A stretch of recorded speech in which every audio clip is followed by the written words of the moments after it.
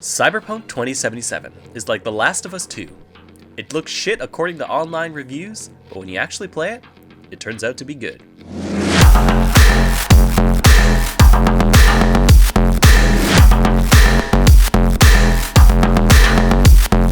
While the hate for The Last of Us is insensible, the backlash for Cyberpunk has credibility.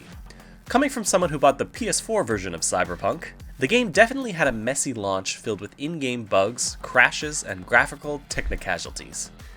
But during my entire playthrough of the game, I personally had minimal issues with bugs and graphical mishaps. So jumping that hurdle of stress allowed me to immerse myself in what I value most in video games: the story, characters, and world building. While gameplay is integral to enjoying a game, this review will mostly focus on these 3 points. Overall, I would actually have to say that Cyberpunk 2077's main story is fairly lackluster, but where the game shines is in its side quests and main character. And I don't mean V, I'm talking about the game's most complex character, Night City.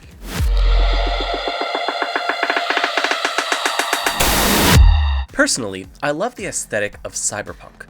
We've seen it in Blade Runner, Ghost in the Shell, and The Matrix, and I think Night City does a good job of bringing the cyberpunk aesthetic to life. Now, this comes with a disclaimer to those experiencing glitches and bugs which effectively break player immersion and make you feel like you're not in a living, breathing city.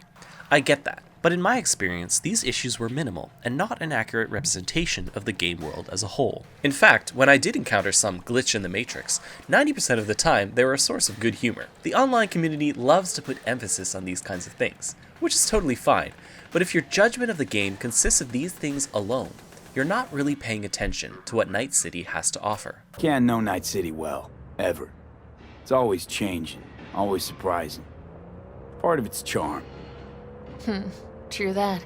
I think that's true too. The more I explore, the more my perspective and understanding of the city changes and expands. As ironic as this might sound, the most developed character in the game is Night City. Not enough credence goes into the fact that a ton of work went into creating the various facets that make up this ambitious world. It's not thrown in your face either. As in any open world game, you need to explore and venture down side streets and alleyways for the city's layers to really start to unfold, often only to become twisted and more complex. From talking vending machines and chance encounters in a bar, to mysterious text messages and hacked emails. If you take the time to read through even a few of the numerous digital books scattered throughout the world, you'll start to paint a picture of what life is like in this futuristic society. A society where you can hack a human body like a computer, where memories can be digitized, altered, and played back like movies. A society where every single advertisement is hypersexualized. No, seriously, what is up with that? The city is definitely not without its flaws, but there's nothing quite as badass as cruising the neon streets late at night in your sick ride while blasting. But let's get into storytelling. As with many open world games, one of the problems Cyberpunk falls victim to is that the urgency of the main plot conflicts with the exploration aspect of the open world.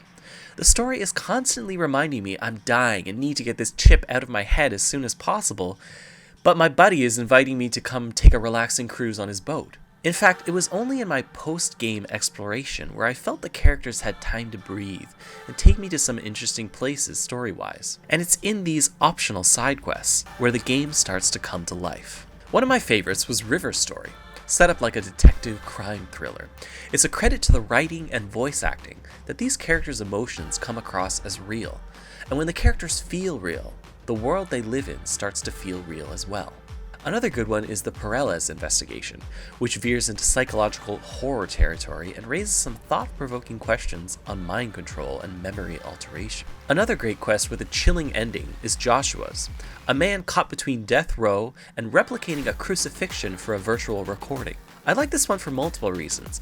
One for the conversations about the place of religion in this futuristic society. Another for the plausibility of people actually wanting to purchase and experience such a brain dance. And for making me feel queasy about doing something in a video game. In a world where humanity is barely human anymore, it's moments that make you feel human that stand out most. I also love that these quests are spaced out over time, making you feel that these character stories are playing out on their own, while you're busy doing other things. Of course, this wouldn't be a Cyberpunk review without mentioning the best characters in the game, Judy and Panam. Fuck! Definitely my favorite quest lines throughout the game, and the closest I came to actually caring about a character. Besides Takemura, God rest his cyber soul. And that said, with an unfortunate wait, because I never really felt that emotionally invested in anything that came up in the main plot. I love Johnny. I think they couldn't have chosen a better sidekick to be stuck in your head the whole game. He's witty, moody, charming, and vulgar Keanu Reeves. Finally, something that isn't a complete snore fest. But the game never really made me feel emotionally conflicted about my choices in the game. And that's something that the Witcher games did a lot of. I think this is largely due to the fact that V's character motivation is basically, I want to be the best in Night City. If V refuses to run away with Panam because he's still got something to prove, and then jumps into space because he's got a heist as a cybernaut, I can't help but laugh. The disruption of player agency conflicts with the framework of this being a player-driven story. Are events really being guided by the decisions I make, or am I just along for the ride? There were several times where I was offered the illusion of an important decision, but as was often the case, when I went back and tried another choice, the result would remain unchanged. Only at the very end of the game are we able to make decisions that will greatly affect how V's story ends. I do have to give props here to the suicide ending, for having possibly the most impactfully delivered message in the game, courtesy of your friends in Night City. Still, V. Did you even think about, I realize that something which is unique to video games is the ability to make your own story, to choose your own path. But if these paths lead to boring places or sacrifice character growth, if a blank slate character is void of empathy and motivation, if main mission urgency conflicts with open world exploration, it makes me think that the game would be better off in a more linear format. I wouldn't mind sacrificing the open world framework if it meant being swept along through a compelling story in a cyberpunk universe with great characters.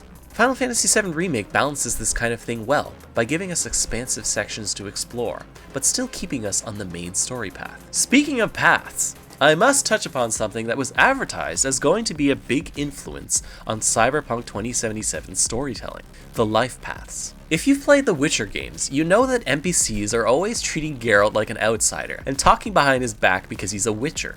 Your arsehair grey too. So I was expecting inhabitants of Night City to also react to me differently if I chose the Corpo life path as opposed to the Nomad. As a Nomad, I might also be treated like an outsider. As a Corpo agent, I might be hated by the populace. I was always waiting for my past to creep up on me in a situation that might get me into trouble only because of my particular life path. Unfortunately, these kinds of things were nowhere to be found. In all three life paths, you'll get a unique opening mission before being tossed into Night City by the same rehashed settling in montage. The most hilarious of the three being Street Kid, where V goes from a gun to his head to moving in with Jackie. And from then on, you're basically a blank slate character who can sound smart in certain future conversations. Still, overall, I think Cyberpunk 2077 is a good game, even great at times.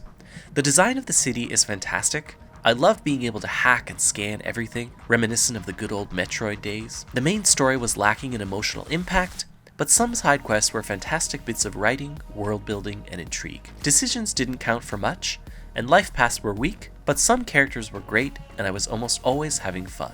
Was it worth the money? On PC? Yes. On PS2? No.